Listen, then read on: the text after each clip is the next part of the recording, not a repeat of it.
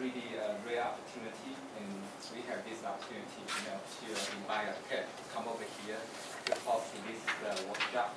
I do believe this one should give us a good benefit. I actually was hoping I can learn this one before I come here. I write out my speech. Can be definitely a lot of time of 10 minutes, and even I don't think it's a really good speech.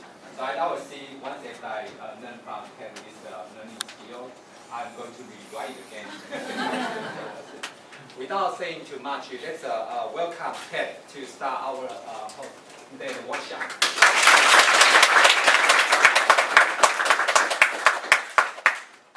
Mr. President, Madam Toastmaster, Madam District Director, Mr. Pass, Mr. Governor, friends, ni hao. I'm delighted to be here in Taiwan for my very first visit to this side of the world, although I've been as far as Hong Kong and Singapore, but I've never got as far as here. But look at the city you have. You'll be very proud of it. Now, I know you're sitting there and you're saying, there is no way anybody can write a speech in 10 minutes. I know you're thinking it. Because you say to yourself, it's taken me weeks and months to write a speech. In some cases, years to write a speech. But hopefully not with this bunch. So what I'm going to do is, I'm going to show you how to write a speech in 10 minutes. I hope I'm not standing on anybody's light. I'm not, because we have it over there. So here we go. What's that happening? On Ryan, help me. Yes. It worked, of course, when I tried it. I think you may have shut down there a bit. These Dell computers, no use, you know. Give me HP anytime. All right, don't mean that. I don't mean that. You want to try it? Yeah, we go. Yeah, Okay. absolutely. Yeah. Absolutely. Yeah, for Dell. Okay. What you will learn is how to use a 9-point plan. You notice the word plan? Plan, yes. It's not once upon a time there were 3 bears. No, it's a plan, okay? The sequence for writing any speech. It's not 1, 2, 3, 4, 5, 6, 7, 8, 9. No, it's not. That's where everybody starts. And that's what causes all the confusion. That as a beginner, learning the process for writing a speech is more important than the content. Now, everybody who starts off in Toastmasters makes the mistake of, I want to write the most brilliant speech in the world. That's not the way to start. It's the process of putting your thoughts together to start with. And that projects 2 and 3 are the most important foundation of every speech. And aren't you all very lucky because most of you haven't done 2 or 3 yet? Isn't that right? I do have mine, of course. We'll talk about that now more in a minute. And that everyone can write a speech in 10 minutes. And at the end of this will be time, 1, maybe 2 lucky people in the audience will prove that they can. So the people who may be asked to do that are the people that find falling asleep or not paying attention or working on their smartphones. If you do that, you'll be up to get that. It's kind of a reward, okay? Recognition. All right, what we cover, understanding the dynamics of communicating through a speech. We're going to analyze the 16 values of the speech statement. You've all got, I'm sure, have you got all that? Already you have. Okay. And the process. Okay, 3 famous speakers. Can you identify them? Yes. Yes. Yes. Obama and Martin. John King. 2 days ago, the 22nd of November, John F. Kennedy was assassinated in Dallas, Texas. He's known for his speeches. Some of his wonderful speeches, wonderful inspirational speeches. Mr. Obama is known for his inspirational speeches. And of course, Martin Luther King is known for his I Have a Dream speech. Everybody was there. They were doing the one thing I call it, we live in a nation where they would be judged not by the color of their skin, but the content of their character. I have a dream today. I won't tell you any more of it. There you are. I've only got 45 minutes. But all those years ago, 28th of August 1963, he made that speech on the steps of the Lincoln Memorial. And when the last time I was in Washington, D.C., I went and found the Lincoln Memorial, and I found the exact step I was going to. And I looked out. Trying to imagine the 250,000 people who were there that day. watershed in the American history language. But his speech has lived on. And the reason I'm showing you is because the power of speech, the power of connecting with people, the power of getting your thoughts across to people, not just in their head but in their hearts, is such a wonderful, wonderful skill to have. All right, the 3 requirements for an excellent speech. Anybody tell me one? Message. That's good. Call that. All right, so there's only one here in Taiwan, is it? Anybody else make a guess? Delivery skills. Organization, okay. All right, that's You're talking about something to content say. writing. Geez, yes, something to say. That's where we usually start, something to say. The confidence to deliver. Number 3 is the technique to connect with the audience. Now we're going to deal with each of those. We'll pay particular attention to number 3. Something to say. It's the most common problem. Subject matter is unimportant. People say, I can't think of anything to write a speech about. When what they're actually saying is, I'm thinking too much about what to write a speech about. If you have 1,000 things to write about, you write about nothing. The subject matter is unimportant. Say that again now. It's unimportant. When you're starting off, it's unimportant. If you want to win the World Championship of Public Speaking, of course it's important. But it's like taking up golf and wanting to be one of those famous golfers like Tiger Woods and my man from Ireland, Rory McIlroy, inside a month. You can't. They spend their lifetime practicing to be that good. So why do you want to make it difficult for yourself by picking some subject that is really, what's the word, obtuse or abstract? Well, yeah, in other words, you're making it difficult for yourself starting off. About for your hat. About for your hat, something that you talk about for your hat. Yes. I mean, something's out of your Take something ordinary, special like expertise. Dell. Yes, I mean, why not? You're learning the process. Michael Dell had a carriage. Michael Dell had an idea. Michael Dell left the company. Michael Dell came back. Michael Dell is a rich man, right? He must be rich all looking for it as well. So learning the process of writing and delivering a speech is what you're practicing when you're starting off. And you're all starting off. But even if you're not starting off, that's what you need to know.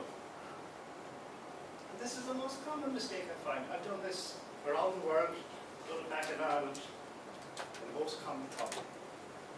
Everyone wants to start over here instead of starting learning the basics.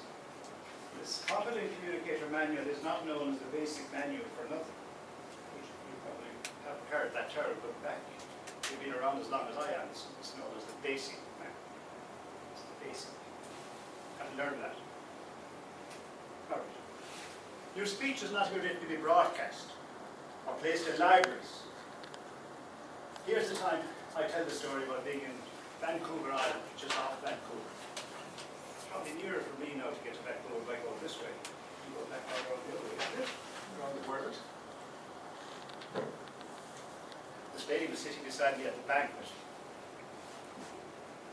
I said to her, conversation, how long have you been a Toastmaster? Oh, she said, I've been 3 years. Oh, I said, you were a distinguished Toastmaster, didn't you? You were a distinguished Toastmaster? No, Yes. that's sweet. 3, there you are, 3, she's 3. And only 6 years of Toastmaster. I think that's what the round of applause, isn't it? So, I said, you're a distinguished Toast. Oh, no, she says, I've only done 3 speeches. Oh, I said, putting on this feigned surprise. What's keeping you? Well, she said, I can't think of anything important enough to write about. Oh, I said. And when you do get the important thing to write about, and you have time to prepare it, and you come to your club, will the local television station come up and film you? Oh, no, she says, why would they do that? I said, will your speech be taken and put in the local library in Vancouver Island for generations in the future to go and read it? No, she says, why would they do that? I said, well, why does it have to be about something important? Say that again. Why does it have to be about something important? It's not the importance, it's the process of putting your thoughts together. And this is the most difficult thing to convince people to do, not to be aiming way up here, start down here. But you see, everybody says, oh, that's too simple. Simple is the key, actually. Okay, so I don't know whether you know this phrase, best is the enemy of good. The 80-20 rule, perhaps. The Pareto principle, they're all there together. Personal masterpiece is not required unless you want to win the World Championship of Public Speaking. You know, one person does that every year, so, you know, give yourself a chance. Wait till next year, okay? All right, so we deal with the confidence. Toastmasters meetings provide a safe environment, of course they do. And evaluations are helpful and positive, and that's part of how we do things. We don't criticize. We don't use negative words. We don't say, hey, bad, mistake. We don't do that. We write on the evaluation slips. Have you got evaluation slips here in the new club? Got everybody in the audience? I'm not so sure. 100% sure. Was it? You are? Oh, 200%. Double your confidence. All right. So your clubs have a little piece of paper that you write your thoughts on for the speaker. Okay. Self-confidence builds quickly. And here I have to congratulate your Toastmaster. You made a wonderful speech to stand up with. Did you know? She certainly did. Well done. That's why you nervous there. Or does this confidence build?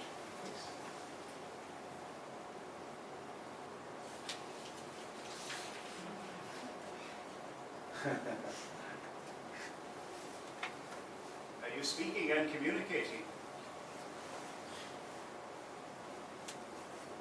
Or are you just speaking? This is a vital question. Are you speaking and communicating? Or are you just speaking?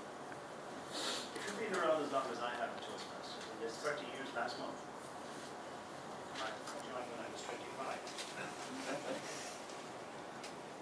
Maybe that's quite right.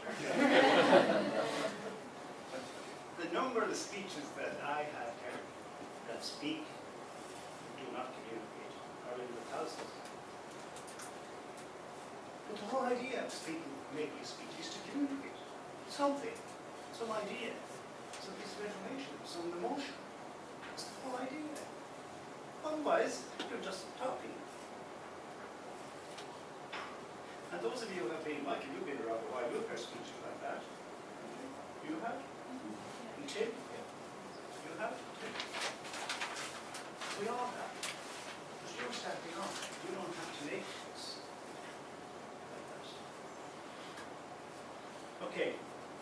So it's not what I say, it's what my audience hears, feels, understands, remembers, and acts upon. If they don't do that, you're wasting everybody's time. Therefore, to make it simple. You see speeches recorded in the newspaper. Your leaders give these speeches, and you have to wonder how do they make these speeches? Well, all these speeches, of course, are printed and handed out to the reporters and whoever wants them, and they can read them. And this is an important point, because there are three principal ways of communicating. There are others, like sign language, but we won't go into that. Conversation. So in a conversation, what's the big advantage in a conversation? Young man. Hmm? Make friends. Yes, well, yes, but you can ask me a question if you understand, and I can ask you a question if you understand, and we can keep conversing until we both understand each other. Is that right? You all agree? Yeah. In the written word, if you want to read something that's been written, you can read it 100 times until you fully understand it. Right? You know, if I get a dead computer and I get a dead manual with it, I'm going to have to read it 1,000 times to understand it.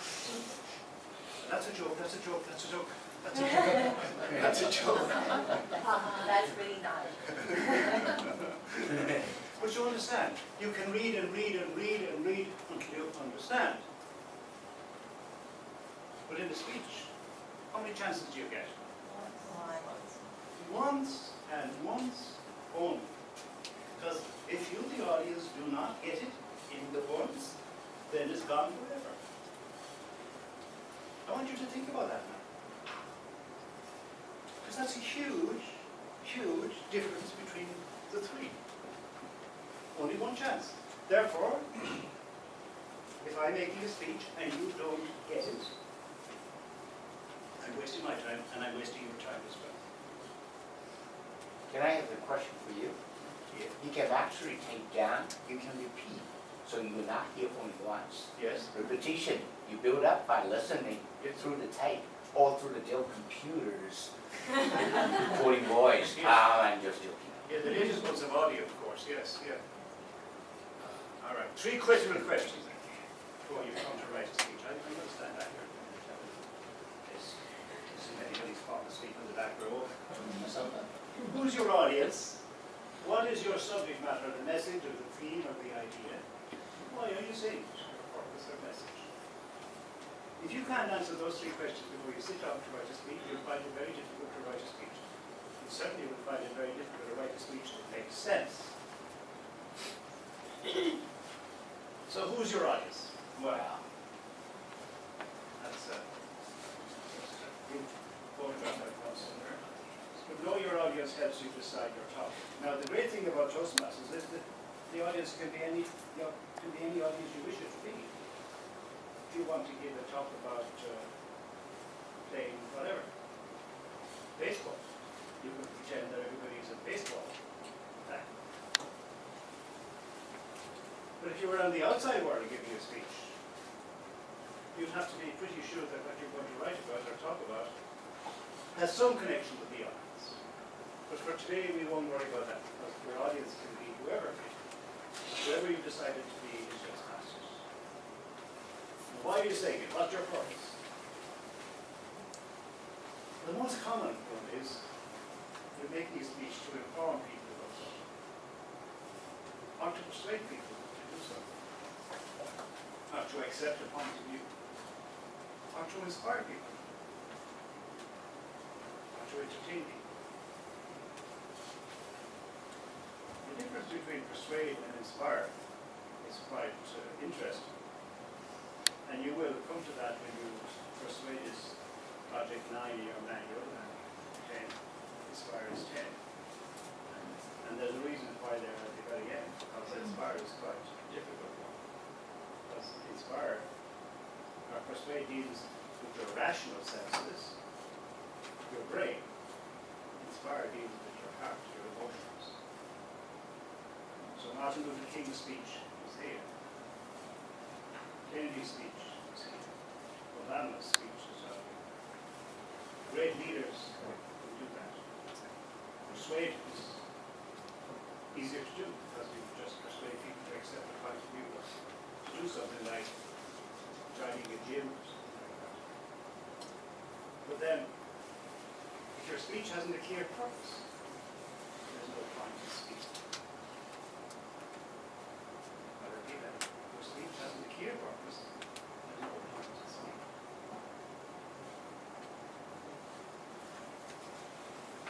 Your audience won't get your message. Think of it as a destination, as driving somewhere. So you've got to figure out, when you're going on a drive, you've got to figure out where